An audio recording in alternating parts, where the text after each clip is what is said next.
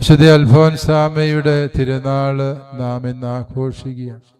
വിശുദ്ധ അൽഫോൻസാമ്മയുടെ ആധ്യാത്മികതയും ആ അമ്മയുടെ ജീവിത മാതൃകയും തിരുസഭയ്ക്ക് മുഴുവനും വലിയ പ്രകാശം പരത്തുകയും പുതിയ ദിശാബോധം നൽകുകയും ചെയ്യുന്നതാണ്. പഴയ നിയമത്തിന്റെ ആധ്യാത്മികതയെ നമ്മൾ ധ്യാനിക്കുമ്പോൾ പുതിയ നിയമത്തിലും വലിയ വ്യത്യാസമൊന്നുമില്ല. അതിപ്രകാരമാണ് നമ്മൾ ആദ്യത്തെ വായനയിൽ നിയമാവർത്തന പുസ്തകത്തിൽ നിന്ന് കേട്ടു. നിന്റെ ദൈവമായ കർത്താവ് നിനക്ക് തരുന്ന ദേശത്ത് നീ എൻ്റെ കൽപ്പനകളും ചട്ടങ്ങളും പ്രമാണങ്ങളും പാലിച്ച് ജീവിച്ചാൽ ഞാൻ നിന്നെ അനുഗ്രഹിക്കും.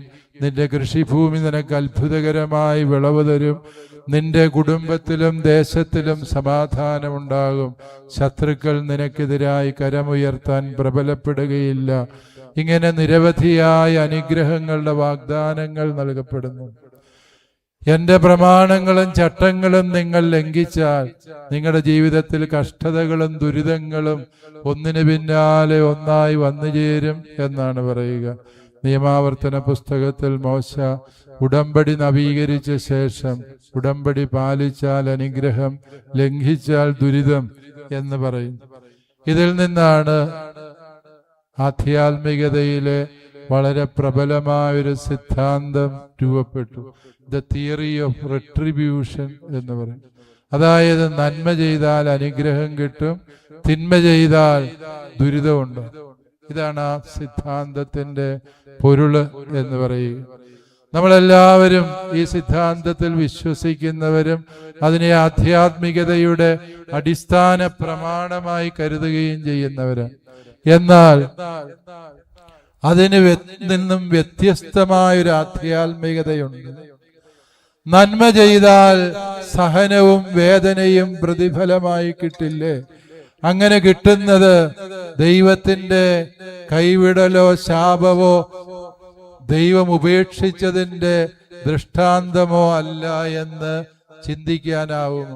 വിശുദ്ധ അൽഫോൻസാമ്മ ഉയർത്തുന്ന ആധ്യാത്മികതയുടെ വ്യതിരിക്തത പ്രിയപ്പെട്ടവരെ അതാണ്.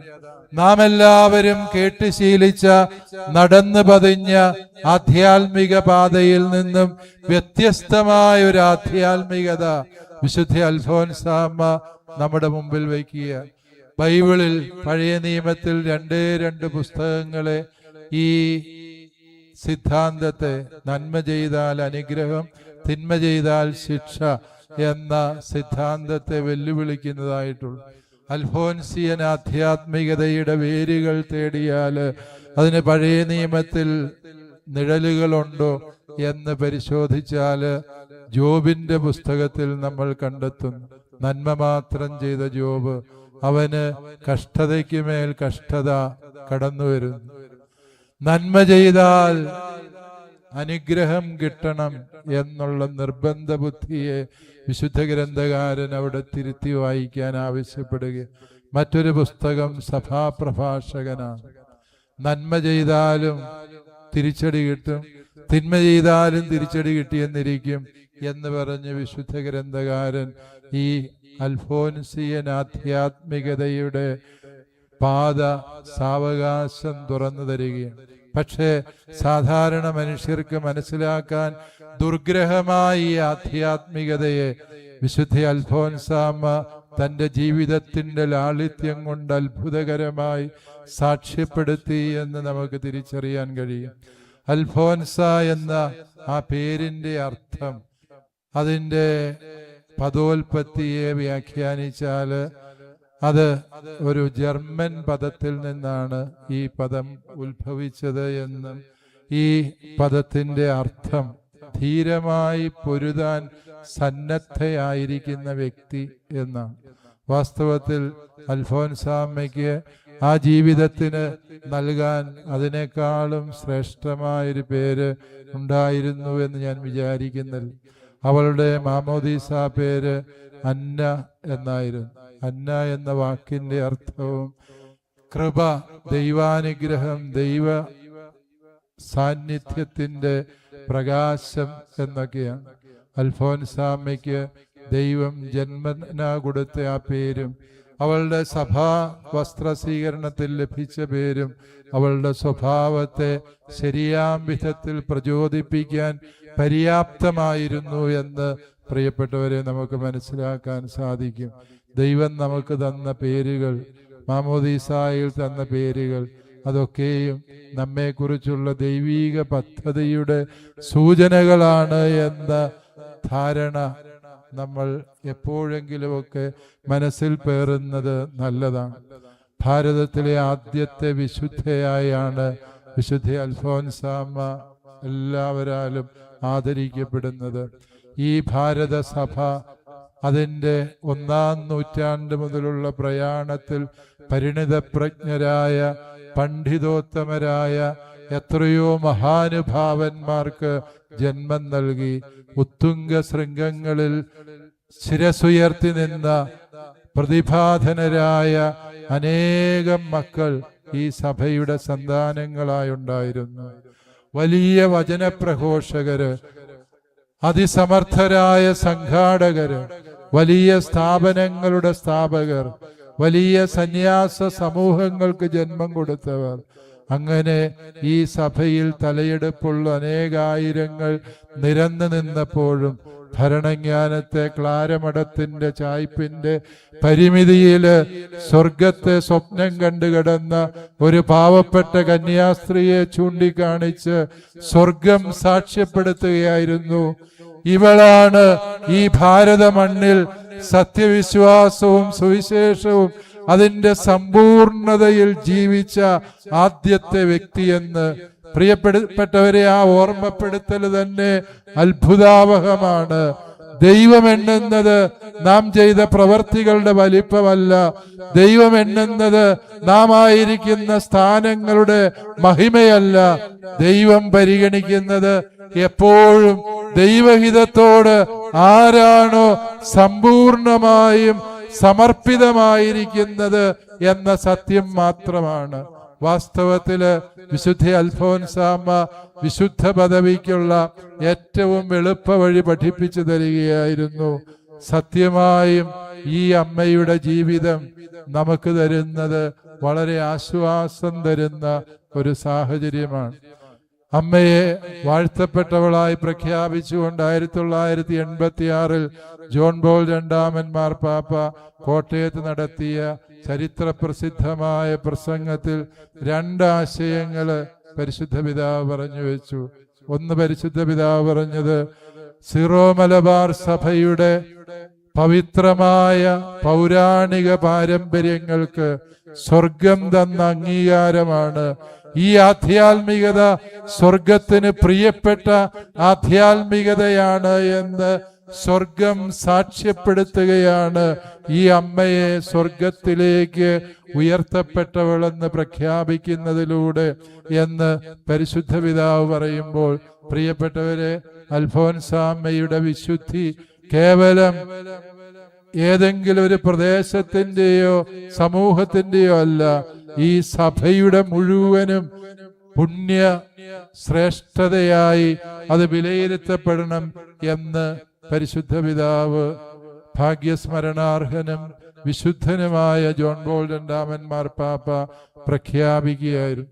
അതോടൊപ്പം പരിശുദ്ധ പിതാവ് പറഞ്ഞു, ഈ അമ്മ ജീവിച്ച ലാളിത്യത്തിന്റെ വഴി അത് സ്വർഗം വരെയും എത്താൻ ശക്തമായ വഴിയാണ് എന്നുള്ള സത്യം. പ്രിയപ്പെട്ടവരെ, ഈ ആധ്യാത്മികതയെ നമ്മൾ മനസ്സിലാക്കാൻ ശ്രമിക്കുമ്പോഴാണ് വിശുദ്ധ അൽഫോൻസാമ്മയുടെ ആധ്യാത്മികതയുടെ അർത്ഥം നമുക്ക് ഗ്രഹിക്കാൻ കഴിയുക. അൽഫോൻസാമ്മയുടെ ആധ്യാത്മികത, അൽഫോൻസിയൻ സ്പിരിച്വാലിറ്റി എന്ന് പറയുന്ന ഒരു ആധ്യാത്മിക സരണി തന്നെ ഇന്ന് നമുക്ക് ധ്യാനാത്മകമായി ചിന്തിച്ചെടുക്കാൻ കഴിയുന്നതാണ്. എനിക്കൊരു വലിയ ആഗ്രഹവും സ്വപ്നവുമുണ്ട്. പരിശുദ്ധ കത്തോലിക്ക സഭ ഒരു നാള് അൽഫോൻസാമ്മയെ തിരുസഭയുടെ വേദപാരംഗതയായി പ്രഖ്യാപിക്കുമെന്ന്. കാരണം ലിസിവിലെ കൊച്ചു ത്രേസ്യ പുണ്യവതി പോലെ, ആവിലായിലെ അമ്മ ത്രേസ്യ പുണ്യവതിയെ പോലെ ഈ പുണ്യവതി കാണിച്ചു തരുന്നത് സ്വർഗത്തിൽ എത്തിപ്പെടാനുള്ള ഏറ്റവും സുനിശ്ചിതവും ഉറപ്പാർന്നതും സകലർക്കും അനുകരിക്കാവുന്നതുമായ ഒരു മാർഗമാണ്. സ്വർഗത്തിലേക്കുള്ള ഉറപ്പുള്ള വഴി കാണിച്ചു കൊടുക്കുന്നവരെയാണ് തിരുസഭ വേദപാരംഗതര് എന്ന് നാമകരണം ചെയ്യുന്നത് എങ്കിൽ സത്യമായും നമ്മുടെ അമ്മയായ അൽഫോൻസാമ്മ ഒരു നാൾ ഈ തിരുസഭയിൽ വേദപാരംഗതയായി വണങ്ങപ്പെടും എന്നുള്ള വലിയ വിശ്വാസവും പ്രത്യാശയും എനിക്കുണ്ട്. പ്രിയപ്പെട്ടവരെ, എന്താണ് ഈ അൽഫോൻസാമ്മയുടെ ആധ്യാത്മികത എന്ന് ചോദിച്ചാൽ വളരെ ലളിതമായി പറഞ്ഞാൽ സഹനങ്ങളൊന്നും സങ്കടങ്ങളല്ല, അത് ദൈവം തരുന്ന സമ്മാനങ്ങളാണ് എന്ന് തിരിച്ചറിയാൻ കഴിയുന്നു എന്നുള്ളതാണ്. സഹനങ്ങളൊന്നും സങ്കടപ്പെടാനും കരയാനും നിലവിളിക്കാനും നിരാശപ്പെടാനുമുള്ള വഴികളല്ല. എല്ലാ സഹനങ്ങളും ദൈവമായ കർത്താവ് തരുന്ന സ്വർഗത്തിന്റെ സമ്മാനങ്ങളാണ് എന്ന് തിരിച്ചറിയാൻ അൽഫോൻസാമ്മയ്ക്ക് കഴിഞ്ഞു എന്നുള്ളതാണ്. നമ്മുടെയും ജീവിതത്തിൽ സഹനങ്ങളാകുന്ന സമ്മാനങ്ങൾ ദൈവം തരുമ്പോൾ അത് തട്ടിത്തെറിപ്പിക്കാനും അതിനെ ശപിക്കാനും അതിന് കാരണക്കാരായവരെ കുറ്റപ്പെടുത്താനും വ്യഗ്രതപ്പെട്ടുകൊണ്ട് സഹനങ്ങളിലൂടെ ദൈവമൊരുക്കുന്ന അനുഗ്രഹങ്ങളെ കണ്ടെത്താൻ നമുക്ക് കഴിയാതെ പോകുന്നില്ലേ എന്ന സത്യം വിശുദ്ധ അൽഫോൻസാമ്മയുടെ തിരുനാളിൽ നാം ധ്യാന വിഷയമാക്കേണ്ടതുണ്ട്. സഹനത്തിന് വേണ്ടി നാം വേറെ എവിടെയും പ്രത്യേകിച്ച് പോകേണ്ട കാര്യമില്ല. നാം ജീവിക്കുന്ന ജീവിതാന്ത സേതുമായിക്കോട്ടെ, ജീവിതാവസ്ഥകൾ ഏതുമാകട്ടെ, അവയിലെല്ലാം ദൈവം സഹനത്തിന്റെ മുള്ളുകൾ ഒരുക്കി വെച്ചിട്ടുണ്ട്. ആ സഹനത്തിന്റെ മുള്ളുകളെ കാണുമ്പോൾ നിരാശപ്പെടാനും നിലവിളിക്കാനും കുറ്റപ്പെടുത്താനും പരാതിപ്പെടാനും നമ്മൾ വ്യഗ്രതപ്പെടുമ്പോൾ സഹനത്തിന്റെ സന്തോഷങ്ങളെ പലപ്പോഴും ഉൾക്കൊള്ളാൻ നമുക്ക് കഴിയാതെ പോകുന്നു എന്നുള്ളത് സത്യമാണ്. അൽഫോൻസാ പറയും, സഹനത്തിലൂടെ ഒരു വ്യക്തി ക്രൂശിതനായ കർത്താവിനോട് ഐക്യപ്പെടുകയാണ്. തൻ്റെ ജീവിതത്തിന്റെ സഹനങ്ങളുടെ നീണ്ട പട്ടിക വിശദീകരിച്ച ശേഷം വിശുദ്ധ പൗലോസ് അപ്പോസ്തലൻ പറഞ്ഞു വയ്ക്കുന്നു, ഇനിമേൽ ഞാനല്ല, ക്രിസ്തുവാണ് എന്നിൽ ജീവിക്കുന്നത് എന്ന്. സഹിക്കുന്ന ഏതൊരു മനുഷ്യനും ആത്മാർത്ഥതയോടെ പറയാവുന്ന സത്യമാണ്. ഭരണജ്ഞാനത്തെ ക്ലാരമഠത്തിൽ കഴിഞ്ഞ ഈ കൊച്ചു കന്യാസ്ത്രീ അമ്മ വിശുദ്ധ അപ്പസ്തോലനെ പോലെ വിളിച്ചു പറഞ്ഞു, ഇത്രമേൽ വേദനാജനകമായി ഞാൻ സഹിക്കുമ്പോൾ സത്യമായും സഹിക്കുന്നത് ഞാനല്ല, എന്നിൽ വസിക്കുന്ന കർത്താവാണ്. ക്രൂശിതൻ എന്റെ ശരീരത്തിലൂടെ ജീവിക്കുന്നു. കൊളോസ്യ ലേഖനത്തിന്റെ 1:24 നാം വായിക്കുന്നുണ്ട്, അവന്റെ സഹനത്തിന്റെ കുറവിനെ കർത്താവ് എന്റെ ശരീരത്തിൽ തന്നിരിക്കുന്നു, അത് ഞാൻ സംവഹിക്കുന്നു. മിശിഹായുടെ സഹനത്തിന്റെ കുറവിനെ സ്വന്തം ശരീരത്തിൽ സംവഹിച്ച വിശുദ്ധ അപ്പസ്തോലന്റെ ആധ്യാത്മികത. അതാണ് വിശുദ്ധ അൽഫോൻസാമ്മയുടെ ആധ്യാത്മികത എന്ന് നമുക്ക് തിരിച്ചറിയാൻ കഴിയും.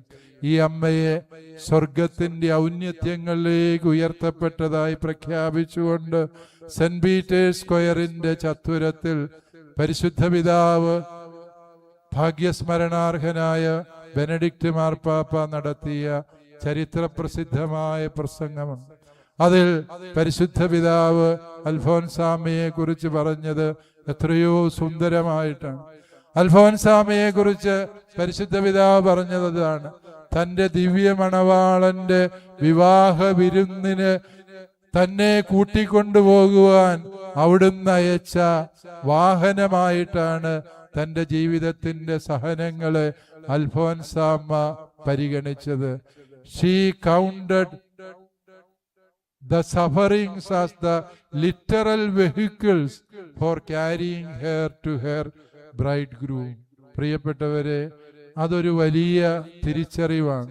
നമ്മുടെ ജീവിതത്തിൻ്റെ സഹനങ്ങളൊക്കെയും കർത്താവിങ്കലേക്ക് നമ്മളെ കൂടുതൽ അടുപ്പിക്കുന്ന, അവിടുത്തെ സ്നേഹത്തിൻ്റെ നീളവും വീതിയും ഉയരവും ആഴവും അറിയാനുള്ള അവസരങ്ങളാണ് എന്നുള്ളത്. അൽഫോൻസാമയ്ക്ക് ഒരുപാട് സഹനങ്ങളുണ്ടായി എന്നുള്ളത് സത്യമാണ്.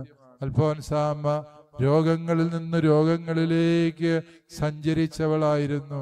ശരീരം മുഴുവനും പൊള്ളി അരയ്ക്ക് താഴെ ഒരു വ്രണമായി മാറിയ അനുഭവം അവൾക്കുണ്ടായിരുന്നു.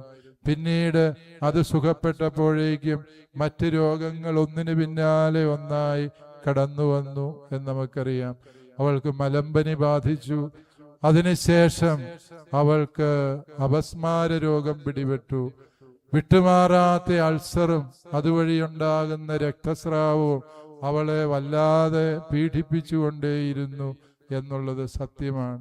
ഇവളുടെ രോഗം കണ്ട് ഇവളെ ഇനി മഠത്തിൽ നിർത്താൻ കൊള്ളില്ല എന്ന് മഠത്തിന്റെ അധികാരികൾ തീരുമാനമെടുത്ത രാത്രിയിൽ അന്ന് അൽഫോൻസാമ്മയ്ക്ക് വിശുദ്ധ ചാവറ പിതാവിന്റെ ദർശനമുണ്ടായി എന്ന് നാം വായിക്കുന്നു. പ്രിയപ്പെട്ടവരെ, അതൊരു വലിയ ഓർമ്മപ്പെടുത്തൽ കൂടിയാണ്. സഹിക്കുന്ന മനുഷ്യരെ, സന്തോഷത്തോടെ സഹിക്കുന്നവരെ നിർണായക അവസരത്തിൽ ദൈവം കൈപിടിച്ച് തൻ്റെ വഴിയിലൂടെ നയിക്കുന്നു എന്നുള്ളതിൻ്റെ സാക്ഷ്യം. സഹനത്തെ നിരാശയുടെ അനുഭവങ്ങളായി മാത്രം വായിച്ചെടുക്കുമ്പോൾ സഹനത്തിലൂടെയുള്ള ദൈവഹിതം കണ്ടെത്താൻ നമുക്ക് കഴിയാതെ പോകുന്നു എന്ന സത്യം. ഈശോ പറഞ്ഞു, നിങ്ങൾ ലോകത്തിന്റെ പ്രകാശവും ഭൂമിയുടെ ഉപ്പുമാണ്. ലോകത്തിന്റെ പ്രകാശമാവുക വളരെ എളുപ്പമാണ്. എല്ലാവരുടെയും മുമ്പിൽ ഷൈനിങ് സ്റ്റാറായി നിൽക്കുക, വലിയ പ്രകടനങ്ങൾ നടത്തുക, വലിയ വലിയ കാര്യങ്ങൾ ചെയ്തെടുക്കുക. ലൈം ലൈറ്റിൽ നിന്നുകൊണ്ടുള്ള ആ ഒരു ശുശ്രൂഷ വാസ്തവത്തിൽ ലോകത്തിന്റെ പ്രകാശമാകുന്നതിൻ്റെ സൂചനയാണ്. പക്ഷേ ഈ ആധ്യാത്മികതയ്ക്ക് മറ്റൊരു മാനം കൂടിയുണ്ട് എന്ന് കർത്താവ് പറഞ്ഞു. നിങ്ങൾ ഭൂമിയുടെ ഉപ്പാണ്. ഉപ്പ് അലിഞ്ഞ് ഇല്ലാതാകുമ്പോഴാണ് ഉപ്പിനെ കൊണ്ട് പ്രയോജനമുണ്ടാവുക. അങ്ങനെ ഒരു ഉപ്പുണ്ടായിരുന്നു എന്ന് പോലും തിരിച്ചറിയാനാവാത്ത വിധം ഉപ്പ് സർവ്വതിൻ്റെയും ഭാഗമായി അലിഞ്ഞില്ലാതാകും. അങ്ങനെ അലിഞ്ഞില്ലാതാകുന്നതിൻ്റെ ഒരു ആധ്യാത്മികത വിശുദ്ധ അൽഫോൻസാമ്മ നമ്മളെ പഠിപ്പിക്കുന്നു. ഭൂമിയുടെ ഉപ്പായി തീർന്നവളാണ് അവള്. അതുകൊണ്ട് തന്നെ അവളുടെ ജീവിതത്തിന്റെ സൗന്ദര്യമെന്നത് ഏറെ ശാന്തമായി, ആരാലും അറിയപ്പെടാത്ത, ആരുടെയും അംഗീകാരങ്ങളും പ്രോത്സാഹനങ്ങളും ആവശ്യമില്ലാത്ത, എല്ലാവരും തെറ്റിദ്ധരിക്കാൻ ഇടവരുന്ന, എല്ലാവരും കുറ്റപ്പെടുത്തുന്ന ഒരു നിസാര സാന്നിധ്യമായി മഠത്തിന്റെ പരിമിതിയിൽ അവൾ കഴിയുമ്പോൾ അവൾക്കൊരു കാര്യം ഉറപ്പുണ്ടായിരുന്നു. തൻ്റെ മനസ്സ് ദിവ്യനാഥന്റെ മനസ്സിനോട് ഏറെ ചേർന്ന് നിൽക്കുന്ന മനസ്സാണ്. വിശുദ്ധരാകാൻ ഒരുപാട് സങ്കീർണതകളൊന്നും ആവശ്യമില്ല.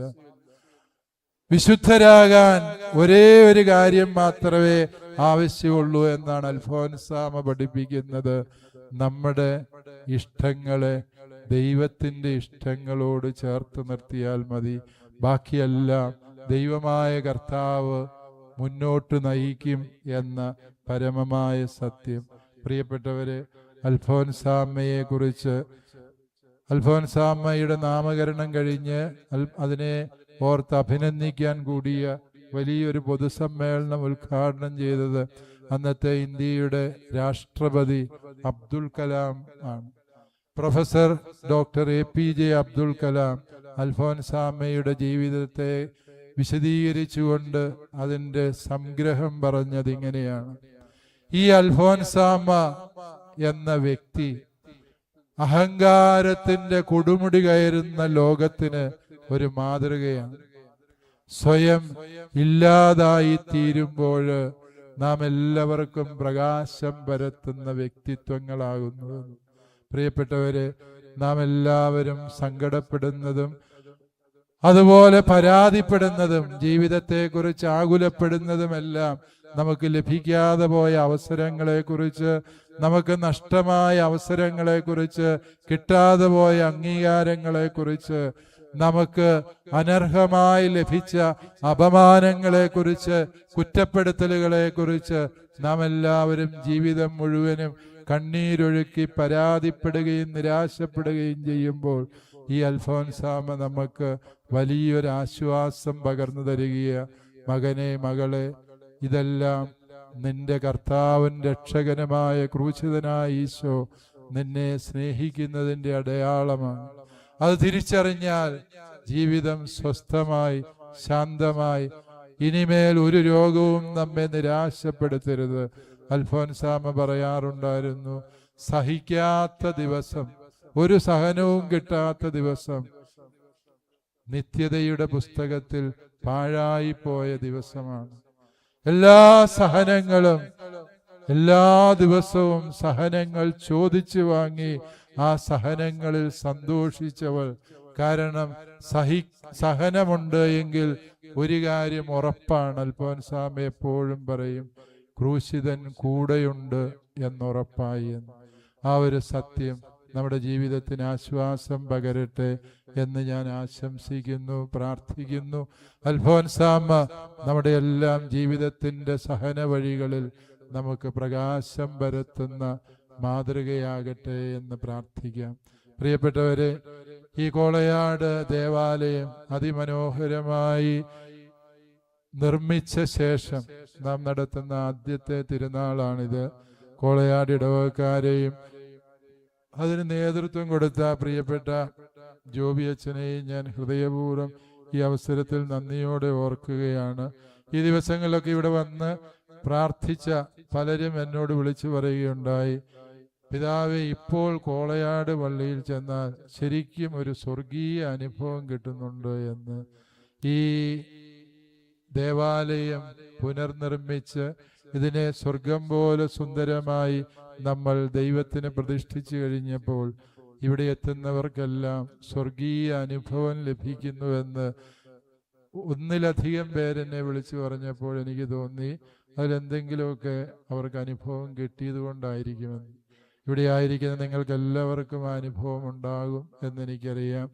അതിന് നിമിത്തമായ ഈ ഇടവകയുടെ കൂട്ടായ്മയും സ്നേഹവും തിരുസഭയോടുള്ള അചഞ്ചലമായ വിശ്വസ്തതയും, ലോകത്തെ ആദ്യത്തെ അൽഫോൻസ ദേവാലയം എന്ന പേര് നമ്മുടെ ഇടവകയ്ക്ക് അവകാശപ്പെട്ടത് അഭിവന്യ വള്ളോപ്പള്ളി പിതാവിന് അൽഫോൻസാമയോടുള്ള വ്യക്തിപരമായ അടുപ്പവും ഭക്തിയും കൊണ്ടായിരുന്നു എന്ന് നമുക്കറിയാം. ഈ അമ്മ നമ്മുടെ ഈ കോളയാട് പള്ളി വഴി ഈ മലബാറിനെ മുഴുവനും അനുഗ്രഹിക്കട്ടെ എന്ന് നമുക്ക് പ്രാർത്ഥിക്കാം. പിതാവിൻ്റെയും പുത്രൻ്റെയും പരിശുദ്ധാത്മാവിൻ്റെയും നാമത്തിൽ.